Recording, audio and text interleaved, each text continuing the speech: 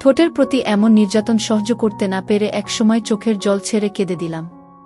কিন্তু আমার কান্না সামনে থাকা মানুষটার মাঝে কোনো দয়া সৃষ্টি করল বলে মনে হল না। সে তার বলিষ্ঠ হাত দিয়ে আমার কোমর চেপে ধরে নিজের সাথে আরও গভীরে মিশিয়ে নিয়ে আমার ঠোঁটের উপর তার অমানুষিক নির্যাতন চালিয়েই যাচ্ছে। আর অন্যদিকে ব্যথায় আমি কুকড়ে মরছি। ব্যথা সহ্য করার জন্য দুই হাতে উনার কোমরের শার্টের অংশ খামচে ধরে আছি। কিন্তু ব্যথা তো আর কমবার নয়। বেশ কিছুক্ষণ পর উনি নিজেই আমায় ছেড়ে দিলেন। এবার যেন আমি হাফ ছেড়ে বাঁচলাম। চোখ বন্ধ করেই ঘন ঘন শ্বাস নিয়ে নিজেকে স্বাভাবিক করতে লাগলাম। তারপর ধীরে ধীরে চোখ মেলে তার দিকে তাকাতেই দেখি উনি এখনো আমার কোমর চেপে ধরে এক মোহনীয় দৃষ্টিতে আমার দিকে তাকিয়ে আছে। তার এই দৃষ্টি আমার রাগ দ্বিগুণ বাড়িয়ে দিল। আমি চট করে উনার কলার ধরে চোখে চোখ রেখে বলতে লাগলাম, কেন কেন এমন করছেন আমার সাথে? বারবার নিজেই আমাকে অপমান করে দূর দূর করেন, আবার নিজেই আমার এত কাছে চলে আসেন। কথাটা বলেই আবার উনার কলার ঝাঁকিয়ে নিজের কাছে এনে বললাম, আপনি জানেন আপনার এই চুমুতে কতটা যন্ত্রণা, মরে যেতে ইচ্ছে করে আমার। কথাগুলো বলছিলাম ঠিকই, কিন্তু আরমান ভাইয়ের কোনো হেলদুল দেখলাম। হঠাৎ আমার ঠোঁটে কিছু স্পর্শের অনুভব হতেই দেখি আরমান ভাই তার ডান হাত দিয়ে আমার কেটে যাওয়া ঠোঁটের রক্তটা মুছে নিল। তার স্পর্শে আবার ও নিজের অজান্তেই আমার চোখ বন্ধ হয়ে এলো। যখন চোখ খুলে তার দিকে তাকালাম তখন তার অগ্নিবর্ষিত চোখ দেখে ভয় পেয়ে গেলাম। এই কঠিন দৃষ্টি যে খুবই ভয়ানক। আমি সাথে সাথে উনার কলার ছেড়ে 2 কদম পিছিয়ে যেতেই উনি চট করে আমার 2 বাহু শক্ত করে ধরে নিয়ে গিয়ে দেওয়ালের সাথে চেপে ধরল আমায়। আমি আবার ব্যথায় কুকড়ে উঠলাম। নিজের অজান্তেই ঠোঁট কামড়ে চোখ বন্ধ করে নিলাম। তখনই উনি দাঁতে দাঁত চেপে হিসিয়ে বলতে লাগলেন, আমি বারবার বলেছি আমার সামনে আসবে না। ঘৃণা করি আমি তোমায়। তারপরও বেহায়াদের মতো আমার সামনে চলে আসো তুমি। লজ্জা নেই তোমার, তাই না? এবার থেকে হবে। এখন থেকে যতবারই তুমি আমার সামনে আসবে ততবারই এর থেকে কঠিন শাস্তি ভোগ করার জন্য প্রস্তুত থেকো গো। বলেই আমায় ধাক্কা মেরে দূরে সরিয়ে অন্যদিকে ঘুরে দাঁড়ালেন। এবার যেন আর চোখের পানিরা বাধা মানছে না। এত অপমান কেন হতে হচ্ছে আমায়? এই অপমানের কি যোগ্য আমি? আমি তো আসতে চাইনি উনার সামনে। বড়মাই তো জোর করে পাঠালেন কফি দিতে। আমি কি করেছি? কেন এত কিছু সহ্য করতে হচ্ছে আমায়? না আর না। আর এক মুহূর্ত এখানে দাঁড়িয়ে থাকা যায় না। আমি আরমান ভাইয়ের ঘর থেকে দৌড়ে নিজের ঘরে চলে এলাম। বিছানায় শুয়ে শুয়ে বালিশে মুখ চেপে কান্না করছি। কিছুতেই যেন কান্না থামার নাম নিচ্ছে না, বরঞ্চ আরও বেড়ে চলেছে।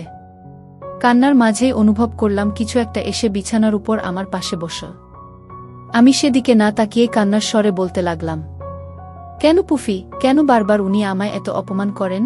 আমি কি করেছি বল? আমার দোষটা কোথায়? বাবার করা একটা ভুলের জন্য উনি আমায় কেন শাস্তি দিচ্ছেন? আর পারছি না রে। আর না, আমি ভেবে নিয়েছি আমি চলে যাব এখান থেকে। বাংলাদেশে ফিরে যাব আমি। আর কখনো ফিরব না এখানে, কখনো না গি। কথাটা বলেই আমি ছলছল চোখে পুফির দিকে তাকালাম। পুফি মায়া ভরা দৃষ্টিতে আমার দিকে তাকিয়ে খিমিলাও বলে উঠল। সাথে সাথে আমার কান্নার বেগ আরও বেড়ে গেল। শোয়া থেকে উঠে বসে পুফিকে নিজের বুকে জড়িয়ে কাঁদতে লাগলাম। এই পুফিই যে আমার বাবার শেষ স্মৃতি। তাকে দেখলেই মনে হয় আমি যেন আমার বাবাকে দেখছি। সেদিন রাতে ঘর থেকে আর বেরোলাম না। বড়মা খেতে ডাকতে এসেও ফিরে গেছে। আমি মিতু রহমান। ছোট থেকে লন্ডনেই বড় হয়েছি। লন্ডনে বড় বাবা আর আমার বাবা একসাথে ব্যবসা করত। খুব ভালোই চলছিল। কিন্তু হঠাৎ করেই খবর পেলাম বড় বাবার হার্ট অ্যাটাক করেছেন। আমরা হসপিটালে পৌঁছনোর আগেই তিনি মারা যান। তখন আমার বয়স 10 বছর। বড় বাবার মৃত্যুর পর জানতে পারলাম বিজনেসের কোনো এক কাজে বাবা তাকে খুব খারাপভাবে ঠকিয়েছেন। এতে অনেক বড় লস হয় বড় বাবার। সেই ধাক্কা সামলাতে না পেরে হার্ট অ্যাটাকে মারা যান। তার মৃত্যুর পর বড় মারা পথে বসার উপক্রম হয়। তখন বাবা তাদের সাহায্যের হাত বাড়িয়ে দিলেও বড় মা তাতে রাজি হননি। তিনি আরমান ভাইকে নিয়ে লন্ডনেই বসবাসরত তার বাবার বাড়ি চলে যান। তখন থেকেই আমাদের সাথে তাদের সম্পর্ক বিচ্ছিন্ন হয়। অন্যদিকে বাবা নিজের করা ভুলের জন্য পস্তাতে লাগলেন। নিজেকে বড় বাবার খুনি ভাবতে লাগলেন। বারবার আত্মহত্যা করতে গিয়েও বেঁচে ফিরেছেন, কিন্তু কখনো স্বাভাবিক জীবনে ফিরতে পারেননি। সবসময় নিজের মাঝেই গুম মেরে থাকতেন। তার কিছু বছর পরেই বাবা মা একসাথে কার অ্যাক্সিডেন্টে মারা যান। আর আমি নিঃস্ব হয়ে যাই। সেদিন বড় মা আমার দিকে সাহায্যের হাত বাড়িয়ে দিয়েছিল। নিজের মেয়ের মতো বুকে টেনে নিয়েছিল আমায়। আমি বাংলাদেশ ফিরতে চেয়েও ফিরলাম না, কারণ আমার মাস্টার্স কোর্স কমপ্লিট করা বাকি ছিল। বড় মার বাড়িতে থেকে আমি মাস্টার্স কমপ্লিট করার সিদ্ধান্ত নিলাম, কিন্তু এখানে এসেই আরমান চৌধুরী নামক প্যারায় ভুগতে হচ্ছে আমায়। যখন তখন যেখানে সেখানে অপমান হতে হচ্ছে তার কাছে। তিনি এখন লন্ডনের নামকরা বিজনেসম্যানদের মধ্যে একজন। কাজ ছাড়া অন্য কোনো কিছুর দিকে তিনি ফিরেও তাকান না, শুধু আমাকে অপমান করা ছাড়া। সারাদিন যন্ত্রের মতো কাজ করবে আর সময় মতো আমাকে অপমান করে চলে যাবে। বাংলাদেশ ফিরে আসার কথা ভাবার পরেও সেটা আর সম্ভব হলো না। কিছু দিনের মধ্যেই আমার এক্সাম। এই মুহূর্তে কোনো রকমের বোকামো করলে চলবে না। পরীক্ষা শেষ হলেই এখান থেকে চলে যাব। সকালে ঘুম থেকে উঠে ফ্রেশ হয়ে নিলাম। কাল অনেক রাত অবধি কাদার জন্য চোখ মুখে ফুলে শেষ হয়ে গেছে। এই অবস্থায় বড় মা আমায় দেখলে লঙ্কাকাণ্ড বাঁধাবে। তার বুঝতে এক মুহূর্তও দেরি হবে না যে আমার এই অবস্থা তার ছেলের জন্য হয়েছে। ওয়াশরুমের বেসিনের আয়নায় নিজেকে দেখেই চমকে উঠলাম। সত্যিই ঠোঁটটা বেশ খানিকটা কেটে গেছে। এজন্যই এত জ্বলছিল। রাক্ষস একটা আমার ঠোঁট কামড়ে খেয়েছে। ইচ্ছে করছে মাথা সবটা ছিঁড়ে ফেলি তার। নিজের রাগ কোনো রকম কন্ট্রোল করে ফ্রেশ হয়ে তাড়াতাড়ি কলেজের জন্য রেডি হয়ে নিলাম। হাত ঘড়ির দিকে তাকিয়ে দেখি 9টা বেজে গেছে। এতক্ষণে নিশ্চয়ই রাক্ষস খেয়ে দিয়ে বেরিয়ে গেছে। তাই আমিও আমার ব্যাগ নিয়ে নিচে বসার ঘরে চলে এলাম। বড় মা খাবার নিয়ে অপেক্ষা করছে। আমাকে দেখেই মিষ্টি হেসে বলে উঠলেন, good morning Mitu. Good morning বড় মা। বলেই আমি ডাইনিং টেবিলে চেয়ার টেনে বসতে যাব, তখনই সিঁড়ির দিকে তাকাতেই থমকে গেলাম। বুকের ভেতরটা ধক করে উঠল। কিছুক্ষণের জন্য থমকে গেল আমার পৃথিবী। আমার ঠিক সামনে দিয়েই হেঁটে আসছে আরমান ভাই। ইস, মানুষ এতটা সুন্দর হয় কিভাবে! সাদা শার্টের উপর সিলভার কালারের ব্লেজার, সাথে সিলভার কালার প্যান্ট, মুখ ভর্তি চাপদাড়ি, কানে ইয়ারফোন, ব্রাশ করা হেয়ার আর হাতে রোলেক্স ওয়াচ। সবকিছু মিলিয়ে যেন একদম পারফেক্ট। একটা মানুষ সবকিছুতে এতটা পারফেক্ট কি করে হয়? উনার অ্যাটিটিউড, উনার ইগো, সবটাই যেন পাগল করে দেওয়ার মতো, যেমনটা এখন আমি হচ্ছি। উনি সিঁড়ি বেয়ে নেমে সোজা বাইরে চলে যাচ্ছেন, যা দেখে বড় মা বলে উঠলেন, আরমান খেয়ে যাবি না? বড় মা কথায় উনি থেমে গিয়ে এক কদম পিছিয়ে বড় মার দিকে তাকিয়ে গম্ভীর কণ্ঠে বলে উঠলেন, যার তার সাথে বসে এক টেবিলে খাওয়ার কোনো ইচ্ছে বা রুচি কোনোটাই নেই। আমি অফিসে খেয়ে নেবগু। বলেই এক নজর আমার দিকে তাকিয়ে হাতে থাকা কালো সানগ্লাসটা পরতে পরতে বাড়ি থেকে বেরিয়ে গেলেন। উনার এমন কথায় কেন জানি না মনে হলো কেউ আমার হৃৎপিণ্ডে সুই ফোটাচ্ছে। ভেতর থেকে কান্নার বেগ আসছে। আমার উচিত এই মুহূর্তে এখান থেকে চলে যাওয়া, কিন্তু নিজের কান্না অনেক কষ্টে দমন করে মুখে হাসির রেখা ফুটিয়ে চেয়ার টেনে বসে পড়লাম। মিতু, তুই ওর কথায়? আমি কিছু মনে করিনি বড়মা। এসব কথা এখন আর গায়ে মাখি না আমি। কিন্তু শুধু আমিই জানি কথাটা আমার ভেতরে কতটা ক্ষত করেছে। মনে হচ্ছে শরীরের কাটা অংশে কেউ লবণ লাগিয়ে দিয়েছে, যার জন্য এত জ্বালা। আর এখন কি না আমি সেই জ্বালাটাকে আমি উপেক্ষা করে নির্লজ্জের মতো খেতে বসেছি। আর কিই বা করতে পারি? বড় মার সামনে যতবার আসি ততবার নিজেকে অপরাধী বলে মনে হয়। যতই হোক, আজ আমার বাবার একটা ভুলের জন্যই তো উনি স্বামী হারা। এত কিছুর পরও এখন উনি আমায় নিজের মেয়ের মতো আগলে রেখেছে। আমি কি করে ইনাদের উপর নিজের রাগ জেদ খাটাতে পারি? তাই তো এখন বড় মার মন রাখতে এই অপমানের পরেও খেতে বসতে হচ্ছে। আর কিছুই যে করার নেই। খাওয়া দাওয়া করেই আমি ভার্সিটির উদ্দেশ্যে রওনা হলাম।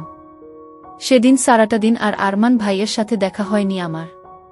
বলতে গেলে আমি দেখা করার ইচ্ছে পোষণ করিনি। ভার্সিটি থেকে ফিরে বড় মার সাথে দেখা করে সেই ঘরে ঢুকেছি, এখন অবধি বের হইনি। ঘরের মধ্যেই পুফিকে নিয়ে ব্যস্ত ছিলাম। 3 বছর আগে হুমায়ুন আহমেদের পুফি গল্পটা পড়ার পর মনের মাঝে ভীষণ রকম ইচ্ছে জমেছিল পুফির মতোই একটা বেড়াল পোষার। সেই ইচ্ছেটাকে সম্মতি জানিয়ে বাবা আমাকে এই পুফি উপহার দেয়। যদি এই পুফির গল্পের পুফির মতো ডান চোখের উপরে সাদা দাগ নেই, তবুও আমি অনেক খুশি। গল্পের নামেই আমি এর নাম রেখেছি পুফি। তার পুরো শরীর কুচকুচে কালো, অন্ধকারের মাঝেও যেন চকচক করা দুটি চোখ। আজ 3 বছর যাবৎ পুফি আমার সাথেই আছে। আমার সময় অসময়ের সাথেও। ও যেন আমার সব ভাষা বুঝতে পারে। মুখের ভাষা না বুঝলেও চোখের ভাষা ঠিকই বুঝে। পুফিকে নিয়ে এসব কথাই ভাবছিলাম, ঠিক তখনই সার্ভেন্ট এসে আমাকে রাতের খাবারের জন্য ডেকে গেল। আমিও সময় নষ্ট না করে পুফিকে কোলে নিয়ে রুম থেকে বেরিয়ে এলাম। কিছু দূর আসতেই হঠাৎ পুফি আমার কোল থেকে নেমে আরমান ভাইয়ের ঘরে ঢুকে পড়ল। পুফির এমন কাজে আমি থমকে গেলাম। আমি ওই রাক্ষসটার সামনে যাব না বলে নিজের কাছেই প্রমিস করেছি, কিন্তু এখন কি করব? ধুরও তো কিছু না ভেবে সামনের দিকে পা বাড়ালাম। ও একা যখন ঘরে ঢুকতে পেরেছে তখন একা বেরোতেও পারবে, কিন্তু আমি এই মুহূর্তে ওই রাক্ষসটার সামনে যাচ্ছি। ওখান থেকে চলে আসার জন্য পা বাড়িয়েও থমকে গেলাম। ভেতর থেকে পুফি অনবরত মিনাও মিনাও করেই যাচ্ছে। পুফি যদি এইভাবে শব্দ করতেই থাকে তাহলে তো উনি একসময় সময় বিরক্ত হয়ে পুফিকে আঘাত করতে পারে। উনার উপর আমার কোনো ভরসা নেই, উনার মাঝে ন্যূনতম আবেগটুকুও নেই। রাক্ষসটা আঘাত হানতেই পারে। আমি আর কিছু না ভেবে দরজার কাছে গিয়ে হালকা ঝুঁকে উনার ঘরে উকি মারলাম। কি উনি তো নেই ঘরে। চারপাশে ভালো করে পর্যবেক্ষণ করে নিলাম। নাহে কোথাও নেই উনি, তার মানে ওয়াশরুমে আছেন। এই সুযোগে আমি পুফিকে বের করে আনতে পারি। আমি আর এক মুহূর্তও দেরি না করে দরজা ঠেলে ঘরে ঢুকে পড়লাম। পুফি খুব আরাম করে উনার বিছানায় বসে আছে। শয়তান একটা! আমি তাড়াতাড়ি গিয়ে পুফিকে ধরতে যাব, তখন পেছনে ওয়াশরুমের দরজা খোলার শব্দ কানে এলো। এই একটা শব্দেই যেন আমার ভেতরে তোলপাড় সৃষ্টি করছে। বুকের ধুকপুকানি হাজার গুণে বেড়ে গেল। শরীরে কাঁপুনি সৃষ্টি হল। একটা মানুষের উপস্থিতি যে কাউকে ভেতর থেকে এতটা এলোমেলো করে দেয় তা ইনার সামনে না এলে আমি বুঝতাম না। উনি ধীরে ধীরে আমার কাছে আসছেন, আমি খুব ভালো করেই বুঝতে পারছি। পুফিকে ধরার জন্য আমি হালকা হেলেছিলাম। উনার কাছে আসা অনুভব হতেই আমি সোজা হয়ে দাঁড়ালাম। সাথে সাথেই পুফি বিছানা থেকে নেমে এক দৌড়ে ঘরের বাইরে। এই মুহূর্তে আমার পুফি খুব কড়া করে কয়েকটা কথা শোনাতে ইচ্ছে হচ্ছে। এই শয়তানটার জন্যই এখন আমার এই পরিস্থিতি। না জানি এখন আবার কি কি কথা শুনতে হয় আমায়। সকল চিন্তা ভাবনাকে দূরে ঠেলে দিয়ে ভয়ে ভয়ে ধীরে ধীরে পেছনে ঘুরে দাঁড়ালাম। আর সাথে সাথে বুকটা ধক করে উঠল। আমার ঠিক সামনেই আরমান ভাই দাঁড়িয়ে আছে। সাদা শার্ট, কালো প্যান্ট পরিহিত, বুক শার্টের দুটো বোতাম খোলা, এলোমেলো চুল, সবকিছু যেন পাগল করে দেওয়ার মতো। উনার তীক্ষ্ণ দৃষ্টি আমার দিকেই নিক্ষেপ করা। খুব ভালো করেই বুঝলাম আমার নিজের ঘরে দেখে উনি প্রচণ্ড রকমের রেগে গেছেন। আমি পরিস্থিতি সামলানোর জন্য কিছু বলতে যাব, তখনই উনি উনার চমৎকার ভরাট কণ্ঠে বলে উঠলেন, হাউ ডেয়ার ইউ! কোন সাহসে তুমি আমার রুমে আমার বিনা অনুমতিতে এসেছ? I'm sorry. আসলে পুফি, I don't like any excuses. আমি সৎ। কথাটা শেষ না হতেই উনি হুট করে একদম আমার দিকে এগিয়ে। এবার আমি আর নিজেকে ধরে রাখতে পারলাম না। ভয়ের চোটে শব্দ করে কেঁদেই দিলাম।